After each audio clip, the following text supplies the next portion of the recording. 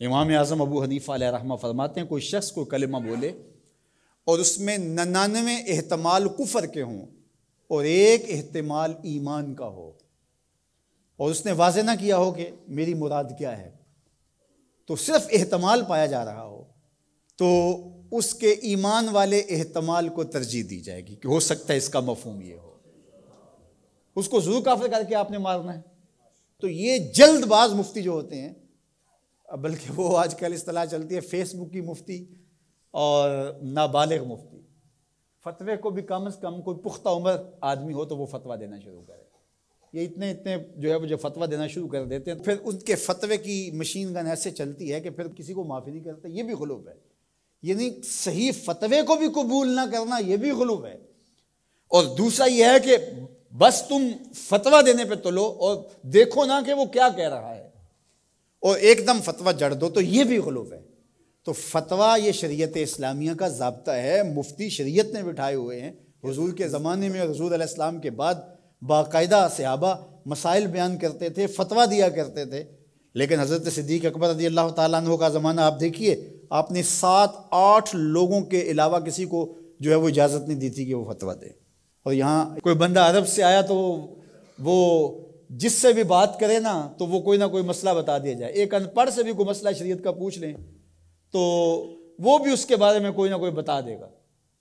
اور اسی طرح کوئی مرض ہو، وہ آج کل وہ کرونا وائرس چل رہا ہے نا، تو اس کے اتنے علاج آگے ہیں کہ ابھی تک جو دنیا کے ماہرین بیٹھے ہیں سر جوڑ کے، ان کو بھی نہیں پتا جو علاج یہاں موجود ہیں۔ کوئی کہتا ہے پیاز کھاؤ تو ختم ہو جائے گا، کوئی کہتا ہے فلاں چیز کھاؤ تو ختم ہو جائے گا۔ تو وہ کوئی بندہ عرب سے آیا یہاں، تو واپس جب گیا تو کہا کہ آپ وہاں گئے تھے بر صغیر میں، تو وہاں کے لوگوں کے حوال سناؤ، تو اس نے کہا کلو طبیب کلو مفتی، سارے کے سارے ڈاکٹر ہیں اور سارے مفتی ہیں۔ فتویٰ بھی ہر بندہ دیتا ہے اور ہر بندہ جو ہے وہ کوئی نہ کوئی نسخہ بھی بتا دیتا ہے۔ میں ایک دن لڑکوں کو بتا رہا تھا کہ میں شوگر کی وجہ سے، وہ ظاہر ہے یہ ایک ایسا مرض ہے کہ جو ظاہر ضرور ہو جاتا ہے، کہیں چائے ہو تو جی یا اس میں چینی نہ ڈالنا، یہ چیز نہ دینا، تو پتہ چل جاتا ہے شوگر ہے۔ میں نے کہا میرے پاس شوگر کے اتنے نسخے آ گئے ہیں کہ اگر میں چاہوں تو جو ہے وہ اس پہ کئی جلدوں میں کتاب لکھی جا سکتی ہے۔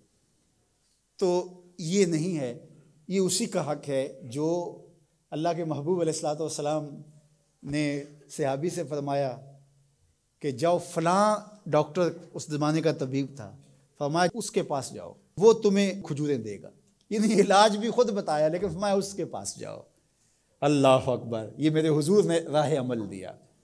اور اگر میرے حضور اس کے پاس نہ بھیجتے، کسی ڈاکٹر کی دکان ہی نہ چلتی، کسی حکیم کا کاروبار ہی نہ چلتا، تو تم میڈیکل سٹور سے لے کر دوائی نہیں کھا سکتے، تمہیں ڈاکٹر اور طبیب کے پاس جا کے جو ہے وہ لینا پڑے گا۔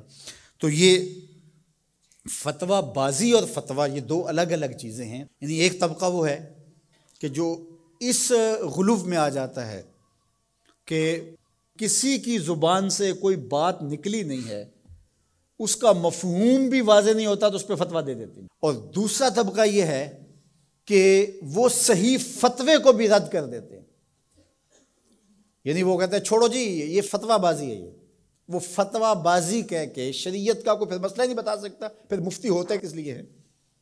تو مفتی کا تو کام فتویٰ دینا ہے، جہاں غلطی ہوگی تو وہ بولے گا کہ یہ غلطی ہوئی ہے، اس کی اصلاح کی جائے۔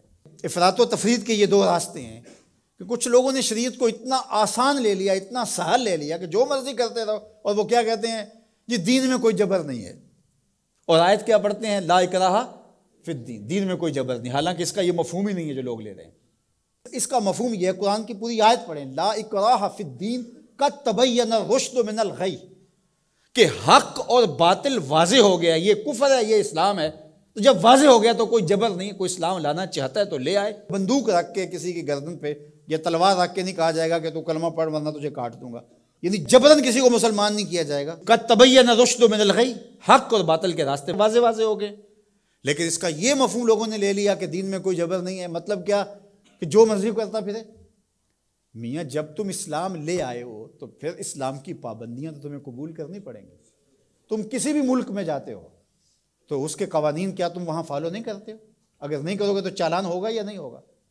جب آپ نہیں گئے تھے تو آپ پابند نہیں تھے، آپ کسی کالج میں، یونیورسٹی میں، کسی ادارے میں آپ داخلہ ہی نہیں لیتے تو آپ کو کوئی پوچھے گا ہی نہیں۔ جب داخلہ لے لیا تو پھر اگر لیٹ آئے تو پھر بھی سرنش ہوگی، وقت سے پہلے چلے گئے پھر بھی پکڑ ہوگی، اس لیے کہ اب تم داخل ہو۔